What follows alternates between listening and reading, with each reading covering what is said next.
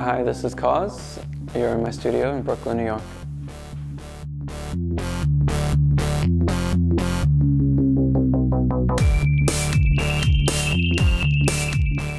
You know, when I was younger, I was aware of the parade and I watched it, and it sort of seemed like, almost like the parade was more important than the holiday.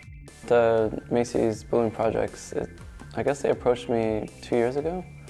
It was just a cold email. You know, they contacted a gallery I was working with at the time, and it just started like a simple conversation. It was really sort of candid. I was familiar with it, you know, I knew when Takashi did it and Jeff, and immediately I knew what they were talking about. So for me, it's just similar to making a sculpture or a toy. It's just a balloon in one of the most visible parades. I did a project at Harbor City called Passing Through, and then it was a 5-meter tall sculpture, and we later traveled it to Connecticut, to the Aldrich, and to the Standard, and I just sort of liked the sort of emotional quality of that sculpture. And you know, when I started to think about the parade, I just thought about all these different proud balloons and sort of like the normal history of the, you know, you see like these sort of dynamic characters, and I wanted to just create something that really wasn't that. I feel like maybe a cartoon that's born within, you know, the past decade or two could have a kind of different expression. The first sculpture I made for Companion was in 1999. You know, first he was skinny, and then 5 years later I made another toy where he grew up and gained a little weight. And when I opened my shop in Tokyo, I did this sort of dissected Companion, and he sort of takes a lot of different forms. And I just assumed like, oh, the scale is going to change, but I didn't really take into account the sort of life it takes on when it sort of moves, and when the people are like walking with it, and when it stops, and the hands kind of like have this like constant motion.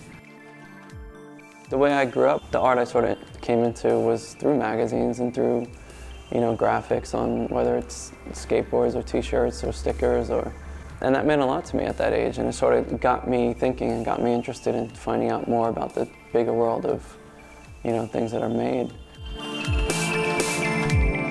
The work in the studio right now is for a show that opens on November 3rd in Paris.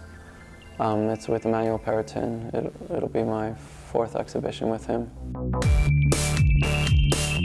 And when I make new paintings, they sort of carry over from the last series I was doing. And in 2008, I started taking these sort of vintage cartoons from the 30s and 40s, and like barrel explosions and things, and just taking pieces of them and interlayering them. Usually mixing them with more of my images, but slowly that sort of work has gone out, and it's just gotten more and more abstract. Although it looks very simple and flat, you know, this pink could be 12 layers or 10 layers. It might have seemed more different years ago, but now no matter what you do, wherever you do it in the world, it's sort of like the whole world sees it, whether it's on, you know, the internet or Instagram or however.